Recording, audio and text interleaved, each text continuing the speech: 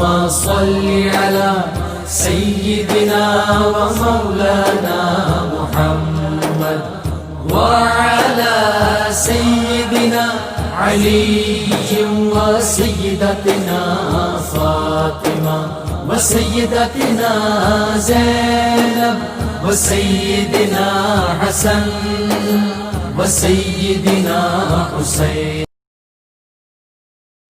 اعوذ باللہ من الشیطان الرجیم. بسم اللہ الرحمن الرحیم. الحمد للہ رب العالمین والصلاة والسلام علی اشرف الانبیاء والمرسلین واہل بیتہ الطیبین الطاہرین المعصومین. اما بعد. سورہ مبارک نحل آیت نمبر 55 سے آیت نمبر 64، 55 سے 64. گزشتہ صفحے کی آخری آیتوں میں ہم نے یہ پڑھا کہ پروردگار عالم نے یہ ارشاد فرمایا کہ جو نعمت تمہارے پاس ہے وہ اللہ ہی کی طرف سے ہے. اور پھر انسانی جو نفسیات کا معاملہ ہے کہ کبھی کبھی وہ بہکاوے میں آ کر یہ کام کر جاتا ہے، بلکہ بہت سوں کا یہ مزاج ہوتا ہے کہ جب کوئی مشکل آئی، کوئی پریشانی آئی تو وہ پروردگار عالم کی بارگاہ میں چیخنے چلانے لگے، گڑ گڑانے لگے. اور جب خدا نے اس مصیبت کو دور کر دیا تو پھر انہی میں کا ایک گروہ اپنے رب کے ساتھ شرک کرنے لگتا ہے، یعنی خدائی احسان کو فراموش کر دیتا ہے. اب اسی کی کنٹینیویشن کے اندر جو پہلی آیت یہاں پر ہمیں نظر آ رہی ہے جو متصل ہے پیچھے کے مفہوم کے ساتھ، اس میں ارشاد ہوتا ہے لِيَكْفُرُوا بِمَا آتَيْنَاهُمْ.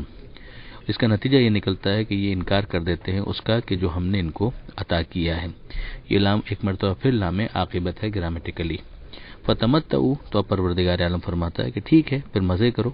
فَسَوْفَ تَعْلَمُونَ، ان قریب تم جان لو گے. آگے پروردگار عالم نے ایک اور جو ان کے خرافات اور بےہودگیاں تھیں ان کا ذکر کیا ہے. وَيَجْعَلُونَ لِمَا لَا يَعْلَمُونَ نَصِيبًا مِّمَّا رَزَقْنَاهُمْ، اور ایسی چیزوں کا جنہیں وہ جانتے نہیں حصہ قرار دیتے ہیں اس میں جو ہم نے انہیں رزق عطا کیا ہے. ہم یہ پہلے بھی پڑھ چکے ہیں کہ ان کا ایک طریقہ کار تھا ان مشرکین کا کہ وہ بتوں کے لیے اپنی زراعت کا بھی ایک حصہ رکھ دیتے تھے. اپنے اونٹوں میں سے بھی بعض اونٹ ان سے مخصوص کر دیے انہوں نے، بعض اور مویشی انہوں نے مخصوص کر دیے. یہ ان کا طریقہ کار ہوا کرتا تھا، جبکہ ان بتوں کے بارے میں یہ طے شدہ ہے کہ ان بتوں کو نہ اس بات کا کچھ پتہ ہے کہ کیا چیز ان کے لیے مخصوص کی گئی ہے، اور نہ ہی یہ اس بارے میں جانتے ہیں کہ وہ بت انہیں کوئی فائدہ پہنچا سکتے ہیں. یہ تو مزعومہ، ایک موہومہ، ایک سپرسٹیشن، ایک ایلوژن ہے کہ جس کے اندر وہ اپنے آپ کو مصروف رکھنا چاہتے تھے.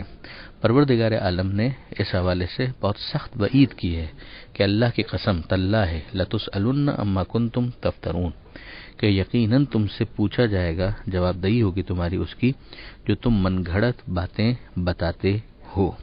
یعنی ان تمام تر چیزوں کا تعلق تو غیب کے ساتھ ہے، اور غیب کا علم پروردگار کی طرف سے انیشیٹ ہونا چاہیے. یعنی خداوند متعال اگر بتائے تو کوئی دلیل بنتی ہے، ورنہ اپنے طور پر خود ساختہ اگر ایسی کوئی چیز بنا لی ہے تو وہ بیس لیس ہے، اس کی کوئی فاؤنڈیشن نہیں ہے، اس کی کوئی بنیاد موجود نہیں ہے. ایسی ہی ایک اور بےہودگی جو وہ خدا کے حوالے سے کیا کرتے تھے کہ اللہ کے لیے وہ بیٹیوں کے قائل تھے، اور ملائکہ اور فرشتوں کو وہ اللہ کی بیٹیوں سے تعبیر کرتے تھے. اصول تو یہ ہے پروردگار عالم نے جو سورہ اخلاص کے اندر بیان کیا کہ لم یلد ولم یولد، یہ باپ بیٹا ہونا یہ خدا کی شان کے خلاف ہے. خالق وہ سب کا ہے، مگر باپ ہونا، بیٹا ہونا، یہ تمام تر چیزیں خدا کی شان سے بہت بالاتر ہیں. پروردگار عالم فرماتا ہے وَيَجْعَلُونَ لِلَّهِ الْبَنَاتِ، اور وہ اللہ کے لیے جو کوئی پاک ہے اس کی ذات بیٹیاں قرار دیتے ہیں. وَلَهُم مَّا يَشْتَهُونَ، اور پھر مزے کی بات یہ ہے، یعنی طنزاً اگر کہا جائے تو وہ خود بیٹیوں کے نام سے بھی چڑھتے تھے. بیٹیوں کے لفظ سے انہیں نفرت تھی. اس معاشرے کے اندر بیٹی جو تھی وہ حقیر تھی، اس کو کوئی عزت وہ دینے کے لیے تیار نہیں تھے. پروردگار فرماتا ہے وَلَهُم مَّا يَشْتَهُونَ، اور خود ان کے لیے وہ ہے جس کے وہ خواہش مند ہیں. یعنی پروردگار عالم کی طرف تو نہ بیٹے کی نسبت درست ہے نہ بیٹی کی نسبت درست ہے. اولاد ہونا ہی پروردگار کی شان کے خلاف ہے، مگر خداوند متعال بیٹا ہو یا بیٹی ایک نعمت، ایک رحمت کے طور پر بندوں کو عطا کرتا ہے، اور اس نعمت کو یہ لوگ ٹھکراتے ہیں جب وہ بیٹی کی صورت میں ان کے پاس آتی ہے. اسی کی منظر کشی آگے کی جا رہی ہے. وَإِذَا بُشِّرَ أَحَدُهُمْ بِالْأُنثَىٰ، جب ان میں سے کسی کو خبر دی جاتی ہے، خوشخبری دی جاتی ہے بیٹی کے بارے میں. اب آپ تعبیر دیکھیے قرآن مجید کی کہ بیٹی کی ولادت کی جو خبر ہے اس کو خوشخبری سے تعبیر کیا جا رہا ہے کہ ہے تو وہ خوشخبری، مگر جب وہ اپنے وہم اور اپنے ایلوژن کے اندر بیٹی کو ایک بوجھ سمجھتے ہوئے حقارت کی علامت سمجھتے ہیں، تو ہوتا کیا ہے؟ ہونا کیا چاہیے تھا کہ وہ اسے خوشخبری سمجھتے. ہوتا کیا ہے؟ ذل وجہہ مسودہ، کہ اس کا چہرہ جو ہے وہ سیاہ پڑ جاتا ہے. وہ ہوا کظیم، اور وہ رنج سے بھر جاتا ہے، وہ غصے کے گھونٹ پینے لگتا ہے. یتوارا من القوم من سوء ما بشر بہ، وہ لوگوں کی نظروں سے چھپ جاتا ہے اس خوشخبری کی برائی سے جو اسے دی گئی ہے. یعنی یہ جو خوشخبری دی گئی ہے اس کو اتنا وہ برا سمجھتا ہے کہ لوگوں سے منہ چھپاتا ہے کہ کیسے میں فیس سیونگ کروں اپنی کہ میں بیٹی کا باپ بن گیا ہوں. پھر اس کے بعد جو ان کی کیفیت ہے ایمسکوہ علی ہون، کہ کیا اسے وہ ذلت کے ساتھ باقی رکھے، ام یدسہ فی التراب، یا اسے مٹی میں گاڑ دے، مٹی کے حوالے کر دے، زندہ دفن کر دے. الا ساء ما یحکمون، آگاہ ہو جاؤ کتنا برا ہے وہ جو یہ حکم لگاتے ہیں. پروردگار عالم نے اس بےہودگی کی انتہائی مذمت کی ان آیتوں میں بھی، اور اس کے علاوہ بھی ہم جانتے ہیں کہ پروردگار عالم فرماتا ہے وَإِذَا الْمَوْءُودَةُ سُئِلَتْ بِأَيِّ ذَنبٍ قُتِلَتْ، کہ خدا خود ان کا کیس لڑے گا میدان قیامت میں ان لوگوں کے خلاف کہ جنہوں نے اپنی بیٹیوں کو اپنے ہاتھوں سے بے گناہ بے جرم صرف بیٹی ہونے کی وجہ سے زندہ دفن کر دیا. ان کے بارے میں خدا پوچھے گا کہ اے بچیوں تم بتاؤ کہ تمہیں کس جرم میں قتل کر دیا گیا، کیوں تمہیں اس طرح سے زندگی کے حق سے محروم کر دیا گیا. اب یہ اس عرب معاشرے کی جاہلیت، آج بھی وہ قبرستان موجود ہے کہ جہاں پر عام طور پر یہ فعل بد انجام دیا جاتا تھا. اس کے لیے کسی جگہ کا مخصوص ہونا ضروری نہیں تھا، مگر آپ جانتے ہیں کہ اس طرح کی کارروائی جب بہت زیادہ ہوتی تو کچھ جگہ اس حوالے سے خاص شہرت حاصل کر لیتی ہیں. تو اسی طرح سے مکہ کے اندر آج بھی مقبرۃ الشبیکہ کے نام سے وہ علاقہ ہے، وہ جگہ موجود ہے کہ جہاں پر یہ فعل بد کیا جاتا تھا. آگے پروردگار فرماتا ہے للذین لا یؤمنون بالآخرہ، ان لوگوں کا حال کہ جو آخرت پر ایمان نہیں رکھتے ان کی حالت کتنی بری حالت ہے. یعنی انہی کی یہ صفتیں ہونی چاہیے. مثل السوء، یہاں پر مثل جو ہے وہ صفت اور حالت کے معنوں میں استعمال ہوا ہے کہ ان کی یہ کیفیت ہونی چاہیے جب ان کو خدا کے اوپر ایمان اگر ہے تو ایسا ہے کہ جس میں آخرت کی جواب دہی سے وہ اپنے آپ کو بالکل محفوظ سمجھے ہوئے ہیں. تو جس پر جس کا خنجر چل جائے، جس پر جس کی تلوار چل جائے، یہاں تک کہ اپنے جگر کے ٹکڑوں کو بھی اگر اپنے ہاتھوں سے ان کو قتل کرنا پڑے تو وہ قتل کرنے کے لیے تیار ہو جاتے ہیں. تو یہ صفات ان لوگوں کی ہے کہ جن کا آخرت پر کوئی ایمان نہیں ہے. وَلِلَّهِ الْمَثَلُ الْأَعْلَىٰ، اور اللہ کے لیے بلند ترین اوصاف ہیں. پروردگار عالم وہ جو قادر بھی ہے، وہ جو علیم بھی ہے، وہ جو حلیم بھی ہے، جو اس سے قریب ہو جاتے ہیں تو پھر اس کی ان صفات کی شعائیں ان کے اوپر بھی پڑتی ہیں. یہاں پر خاص طور پر دو صفتیں پروردگار عالم کی بیان ہوئی. وہ هو العزیز الحکیم، کہ وہ عزیز ہے اور حکیم ہے، یعنی زبردست ہے، شکست ناپذیر ہے، اور حکیم ہے یعنی ہر کام ٹھیک ٹھیک انجام دینے والا ہے. یعنی اگر اس موقع پر بھی پروردگار عالم نے فوراً گرفت نہیں کی تو اس کا یہ مطلب نہیں ہے کہ یہ کام درست تھا. یعنی آپ خود غور فرمائیے کہ یہ پروردگار عالم نے ایک طرح سے مرثیہ ہی تو پڑھا ہے ان لوگوں کا، ان بچیوں کا کہ جن کو دفن کر دیا گیا. تو ایسا تو نہیں ہوا کہ اس دفن کرتے ہوئے پروردگار نے فوراً ان کے ظالم باپ کو گرفتار کر لیا ہو. لیکن کیا اس ڈھیل کا یہ مطلب ہے کہ وہ ظالم باپ ٹھیک تھا اور بچی جو تھی اس کا دفن ہونا ٹھیک تھا؟ معاذ اللہ ایسا نہیں ہے.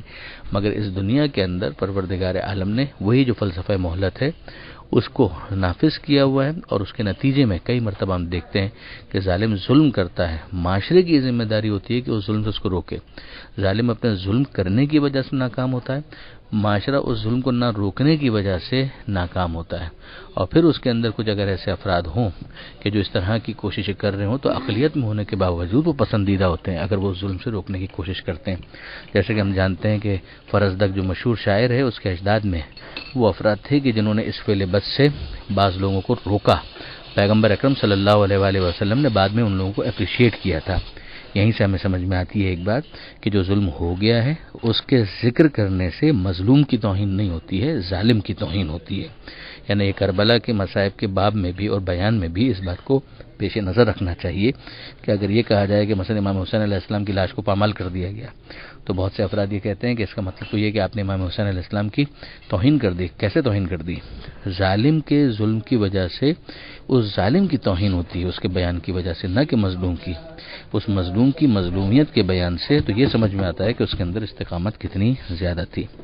وَلَوْ يُؤَاخِذُ اللَّهُ النَّاسَ بِظُلْمِهِمْ، اور اگر اللہ گرفتار کر لے انسانوں کو ان کے ظلم کی وجہ سے، ما ترک علیہا من دابۃ، تو پھر کوئی بھی چلنے والا باقی نہ رہے. یعنی یہ ایک مرتبہ پھر فلسفہ مہلت کو سمجھایا جا رہا ہے. ولیکن یؤخرہم الی اجل مسمی، مگر خدا ایک مخصوص وقت تک کے لیے تاخیر میں رکھتا ہے معاملے کو. فَإِذَا جَاءَ أَجَلُهُمْ، اور جب ان کی اجل آ جائے یعنی وہ حتمی وقت آ گیا، لا يستأخرون ساعة ولا يستقدمون، تو پھر ایک گھڑی نہ پیچھے ہوں گے نہ ایک گھڑی آگے بڑھیں گے. مہلت ختم تو پھر اس کے بعد کیس بھی ختم، پھر حساب کتاب کا مرحلہ شروع، اور وہ ناکام ہونے والا دوسروں کے لیے نمونہ عبرت بن جائے گا. اگر کامیاب ہے تو رول ماڈل بن جائے گا.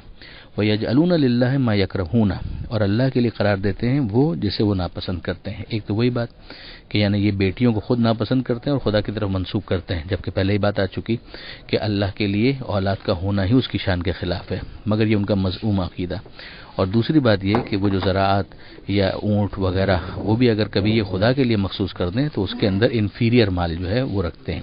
وَتَصِفُ أَلْسِنَتُهُمُ الْكَذِبَ، اور اپنی زبانوں پر جھوٹ کو جاری کرتے ہیں کہ أَنَّ لَهُمُ الْحُسْنَى، کہ برا کرنے کے بعد بھی انجام اگر ہوا تو ان کا اچھا ہی ہوگا. ویسے تو آخرت پر بھروسہ کا ہے، ان کو یقین کا ہے، لیکن بالفرض اگر آخرت ہوئی بھی تو ان کے لیے اچھا ہی اچھا ہوگا. لا جرم ان لهم النار، کوئی شک نہیں کہ آگ ہے ان کے لیے. وانہم مفرطون، اور وہ آگے بھیجے جانے والے ہیں. تاللہ، اللہ کی قسم، لقد ارسلنا الی امم من قبلک، ہم نے پیغمبر بھیجے بہت سی قوموں کی طرف آپ سے پہلے. فزین لهم الشیطان اعمالهم، تو شیطان نے ان کے لیے ان کے اعمال کو مزین کر کے پیش کر دیا. وہی کہ کام برا کرو اور سمجھو کہ بہت بڑا تیر مار رہے ہو، بہت بڑا کارنامہ کر رہے ہو. یہی اگر آپ دیکھیں کہ بیٹیوں کو جو دفن کرنا ہے جو اس امت میں ہوا، مگر بیٹیوں کو دفن کرنا اس کو غیرت کی علامت بنا دیا گیا. غیرت ایک اچھی صفت، مگر اس اچھی صفت کا اپلیکیشن کتنا برا، اسی کو جاہلیت کہا جاتا ہے. فہو ولیہم الیوم، تو آج کے دن وہی تمہارا ان کا سرپرست ہوگا، ولی ہوگا. کون؟ شیطان. ولہم عذاب علیم، اور ان کے لیے دردناک عذاب ہے. وما انزلنا علیک الکتاب، آخری آیت جو اس صفحے کی ہے کہ ہم نے آپ پر کتاب کو نازل کیا صرف اس لیے الا لتبین لہم، تاکہ آپ ان کے لیے واضح کریں. الذی اختلفوا فیہ، جس میں یہ لوگ اختلاف کرتے ہیں. ایک تو قیامت میں فیصلہ ہو جائے گا اختلافات کا، اور اگر دنیا کے اندر کوئی ہدایت لینا چاہے تو طریقہ کار یہی ہوگا کہ نبی کے دامن سے جڑ جائے جس پر کتاب کو نازل کیا گیا ہے، اور وہ اس کی وضاحت کر دے. وہدن ورحمہ، یہ ہم نے کتاب نازل اس لیے کی کہ آپ بیان کر دیں، ایکسپلین کر دیں ان اختلافات کو، اور دوسرے اس لیے کہ یہ ہدایت ہے یہ کتاب. تیسرے اس لیے کہ وہ رحمہ، یہ خود رحمت ہے، لقوم یؤمنون، اگر ان لوگوں کے لیے جو ایمان لائے ہیں. یہیں پر اس آیت کو بھی اگر ذہن میں رکھیں تو پیغمبر اکرم صلی اللہ علیہ وآلہ وسلم کی شان اور زیادہ واضح ہوتی ہے کہ کتاب کو رحمت کہا گیا مومنین کے لیے، اور رسول کو کہا گیا وما ارسلناک الا رحمتا للعالمین، ہم نے آپ کو عالمین کے لیے رحمت بنا کر بھیجا. پروردگار عالم سے دعا ہے قرآن پڑھنے، سمجھنے اور عمل کی توفیق عطا فرما، اور وارث قرآن امام زمانہ کے ظہور میں تعجیل فرما.